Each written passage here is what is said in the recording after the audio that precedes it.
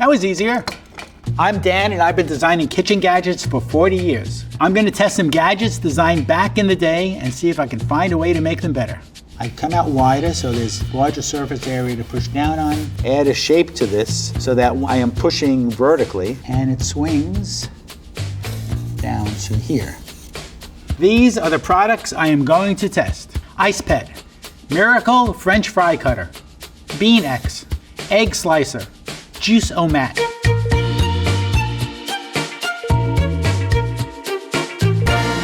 Ice Pet.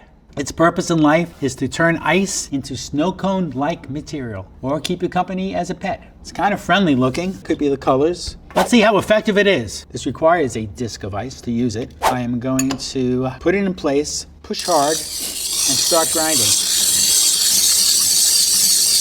And that's pretty good. I'm not even halfway through the ice. I could keep going, but I'm too anxious to eat a snow cone. And I am going to try Boppin' Blue Raspberry. And it's definitely blue, like all good raspberries. Let's go. The ice texture is actually pretty good snow cone consistency. I would say that this gives the guy on 137th Street a run for his money. Let's see how the Ice Pet compares to a more modern ice cube shaver.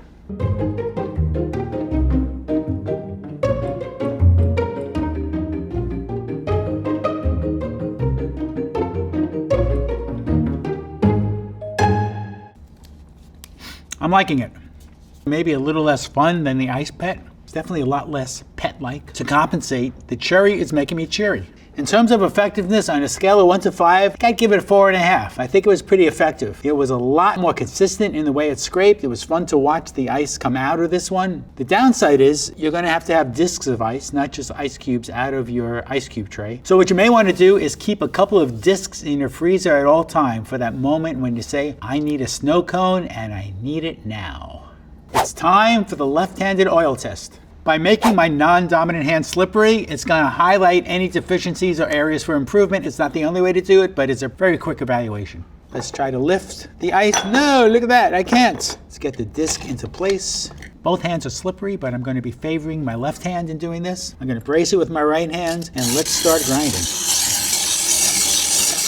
Yeah, that's kind of fun. It looks like my left hand's doing a lot more movement, but I'm actually applying a lot more pressure with my right hand to keep this stable. Let's fill. And flavor-wise, loony lemon lime. Nothing artificial at all in this flavor. Let's give it a shot. Like I said before, the texture's pretty good. How can you complain when you're eating a snow cone? In terms of usability, I would give the Ice Pet. Again, I'm kind of in a good mood, I think because I just ate a few snow cones. Let's give it a 4 out of 5. There's a little bit of a physical struggle using it. I think you would like it if you had it and you had your technique figured out.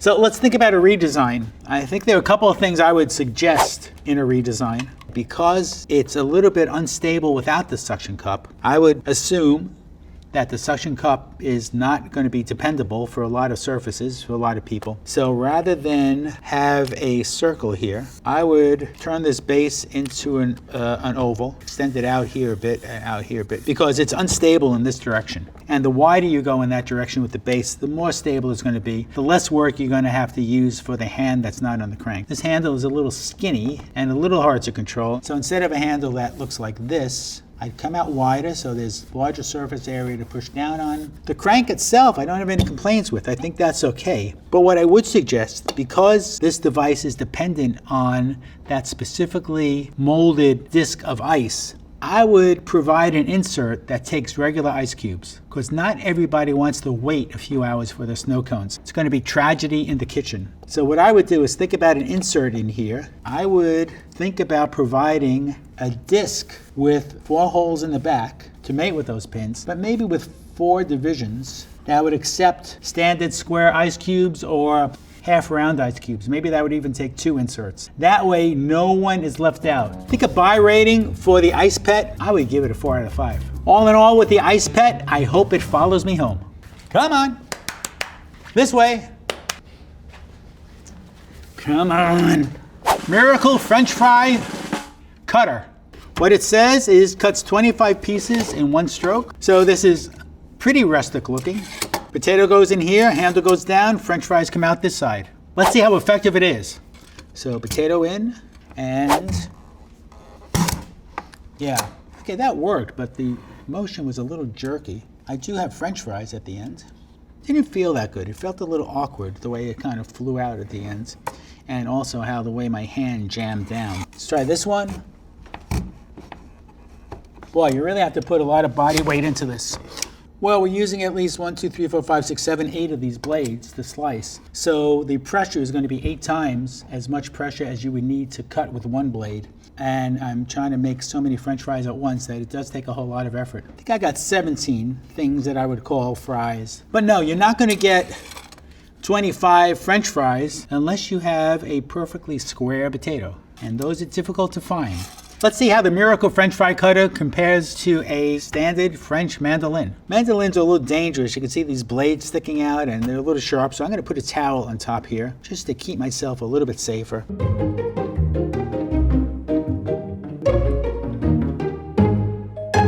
So I have a strong sense of self-preservation. I stopped halfway through. This is what I got for French fries. I still have 2 halves of potatoes left over, but they look okay. On a scale of 1 to 5 in terms of effectiveness, I would give this a 1. It's a miracle that I didn't break my arm. I'm going to try this again, but with a slippery, non-dominant hand, and see what I can reveal about its design. I'm a little skeptical because this isn't working for a number of reasons. See, right away, I'm not getting any downward pressure. I've got to push sideways on this to get leverage. That's not going to work. This is not a left or right-handed thing, or even a slippery hand thing. This is just pure mechanics. Just take 2-0. So no, I am not a fan.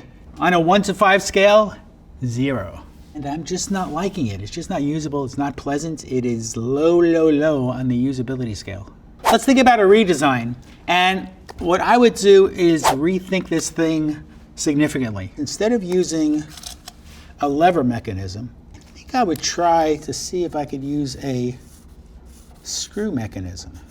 With a screw mechanism, we can increase that 2-to-1 ratio significantly, maybe 5-to-1, 6-to-1, maybe even 10-to-1, depending on the thread of the screw. Put a nice big handle on here. It would probably be something that hangs off the table so you can get some action going in terms of cranking. And it's going to go a little slower, but it's going to feel a whole lot better. It's going to be a lot more controllable. It's not going to suddenly release where your hand slams down on the table. There could be other ways to make a lever mechanism that would do something along the same lines, but one of the things I would try is a screw mechanism. In terms of a buy rating, I would give the Miracle French Fry Cutter a 0 out of 5. I could not recommend this to anyone. Spud, dud. Bean X. Its purpose in life is to stem, string, and slice a string bean. So the first step is to slice the end of the string bean. The second step is to pull the string bean through. Let's see how effective it is. I'm going to do step 1, which is slice off the ends. Second step is to feed the string bean through. What I should have is string beans that are skinnier than when I started. It definitely sliced the string bean. And it's kind of fun. This blade, I'm sure, is pretty sharp. I would caution that you try to keep your fingers away from this blade, but the ability to just swipe and cut off the tip of the string bean works better than I would have thought. Not only are my string beans skinnier, I have 3 times as many as when I started. Let's see how the Bean X compares to using a regular old knife.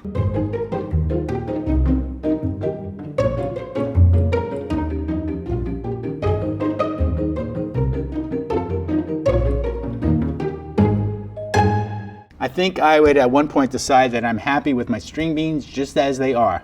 Plus, the knife is not nearly as much fun as the Bean X.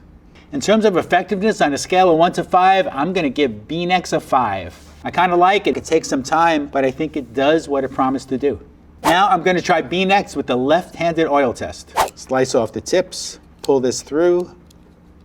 It's not horrible, and it is what it is. It's a rather crude instrument. But lefty or righty, I don't see anything really overly revealing itself. In terms of usability, I would give Bean X a 4 out of 5. It takes a little bit of work to feed the string bean in, but I think it does what it promises to do, and it does it better than tools that you already have in your kitchen. Let's talk about a redesign. One of the things I would do right out of the box, give it a rather substantial bright orange or bright yellow safety cap. And write Bean X on it so you know what it is when it ends up in your junk drawer. I think also we tended to get a little stuck with this opening up. There's no good way to pull this down. So I would give a bit of a shape to this bottom part so that it's going to be that much easier to pull it down when you need to pull it down. One thing I would look at is opening up this entrance port for the string bean, maybe giving it a bit of a bigger target so that when you start to feed the string bean in, it self-centers. This thing actually is a little bit hard to control. It's just a little too skinny. With a slippery hand, it's a little too slippery. I would fatten this guy up. I would at least give that some consideration. Is there a way to make this thing a little more stable? In terms of a buy rating, I'm giving BeanX a 5 out of 5. Be careful about that blade, it's probably pretty sharp, but if you really feel like your string bean's a little too fat, I would say BeanX is the way to go. Just don't get BeanX confused with Beano, that's a whole different thing. Egg Slicer. Its purpose in life is to slice an egg into 6 perfect wedges. Let's see how effective it is. I am going to place the first one in. I'm going to do it pointy side up. Why do eggs have a pointy side? Don't ask me, ask the chicken. Let's give it a squeeze. And yeah, no big surprise. It sliced pretty well. All slices are even. Let's do a second one. But so far, so good. I now have 12 evenly sliced egg wedges. Let's see how they taste. Very egg-like. Let's see how that compares with slicing an egg with a regular old kitchen knife.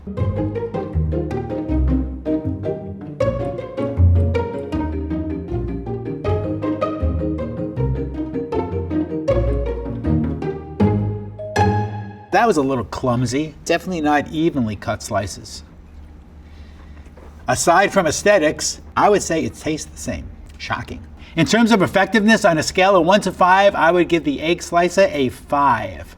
I think it may encourage me to eat more eggs. Is that a good thing? Not sure, but it is kind of fun to use.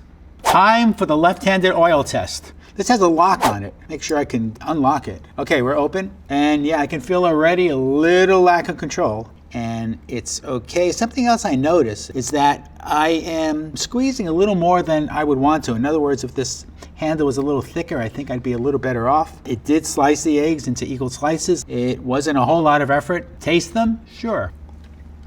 Oh yeah, tastes better. Just kidding. Let's give it a 4 out of 5 for usability today. It does what it's supposed to do. It's pretty easy to clean. I think we're okay. Let's see how I would redesign this, or at least make some improvements. One thing I would suggest is having this come out a little further away. And it doesn't have to be this convex shape. It could be any shape. It could be a concave shape here. Really anything, because what I notice is as you're squeezing it to the very end, it requires a pretty tight fist grip. Better if you finish in a little more of a neutral position. What that means is this distance to this distance in its fully closed state would just be a little bit wider. Give this a base so that when you're using it, it would stand. But I would give this either some sort of wide wing or a step or add a little bit to this base so that you can use this one-handed. That's going to help people who may not have use or full use of a second hand, but also I think it's just going to be easier with 2 hands if this thing is just a little more stable, sitting on the table. In terms of a buy rating, I would give the egg slicer a 4 out of 5. I do think it could be a bit better, but I wouldn't back off of it. I know you've been slicing eggs since the 60s. Just keep at it. Juice O Mat. Its purpose in life is to juice citrus with the push of a lever. Let's see how effective it is. Start by cutting an orange in half. Whoa, a blood orange. Pull the juicer back into place. Place the glass, center the orange, and let's give it a squeeze. I want to put more pressure on it, so I'm going to try both hands. It did okay for the center. I'm just not that thrilled about it missing some of the edges. Let's go for the other half. Start the squeeze. Give it a press. I've got some juice, but let's see how well. It's the same. I think I did better in the center of this orange than I did on the edges. The orange juice itself, well, that's 1 orange worth. Again, I think that's a little bit less than I would have expected. Ooh, bloody good. Let's see how the juicer mat compares to a modern juicer. And this, surprisingly, is a modern juicer.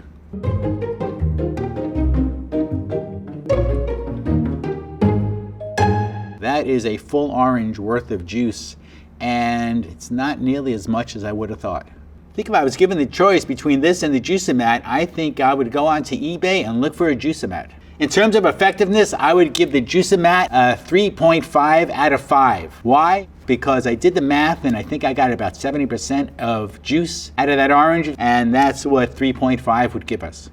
Now I'm going to give the Juice-O-Mat the left-handed oil test. Get half an orange, position the orange. So I'm just going to give a slippery left hand a push. And I do feel it's a little less stable, but I'm actually squeezing this with my fingers so that my hand doesn't slip out that way. If I went just like that, the slippery hand, I would just be off the lever. Yeah, maybe because my left hand's a bit weaker, I'm just not squeezing this orange half, as much as I did previously. In terms of usability, I would give this a 2 out of 5. There could have been something done mechanically that would give more advantage. I also think the shape of this internal cone is not really working to get all the juice out of this orange half. Let's see how I would redesign this. Let's look at the inner mechanism first. And I'm having a little trouble disassembling this. Can I get this out? Whoa, there it goes. I think first I will look at this internal cone and question, why is it a cone when an orange is a dome? This pretty much accounts for why we're not getting all the juice out of the orange. One thing to look at is the shape of this internal piece. And instead of looking like this, I would think it would want to look a little more dome-like. So I would curve this up. There could be some really tricky way to make this adjust to the thing that you are squeezing. Can't think of it right offhand, but there could be. If not, I would at least make this a dome, not a cone, and I would provide a couple of different inserts. Something else I will look at is the shape of this lever. As mentioned, when I was pushing this with a slippery hand, my hand was just slipping right off. What I would do is add a shape to this so that when it's at its lowest point, I am pushing vertically against the horizontal surface. I would guess what's in here is a wheel, just a pretty standard looking gear. I would possibly think about an oval gear. And I'd really have to work this out so that the geometry works. But this is kind of the direction I would think about. A gear here so that it would give less leverage up top where I don't need it, more leverage as I go down. This may not be the way to do it, but at least it's a beginning of a thought. In terms of a buy rating, I would give the Juice-O-Mat a 1 out of 5. Sorry, Juice-O-Mat, but I didn't get the amount of juice. There was too much left over in the orange. I think there are better alternatives. It's kind of cute. If you want to put it up on a shelf, it's kind of decorative. Surprisingly, some of the vintage gadgets were working better than some of the newer design gadgets. If you're looking to design a new product, look at past history. Go through old catalogs or old patents because you may get inspired. So it really is good food for thought when you're designing products. Today was a day of highs and lows. The high for me, though, was Ice Pet. I thought it was very showy, it was very visual. I could picture it being fun in the kitchen. You may have to pre-mold some of those ice discs, but if you have those ready to go, this could be a fun day. Goodbye. Goodbye.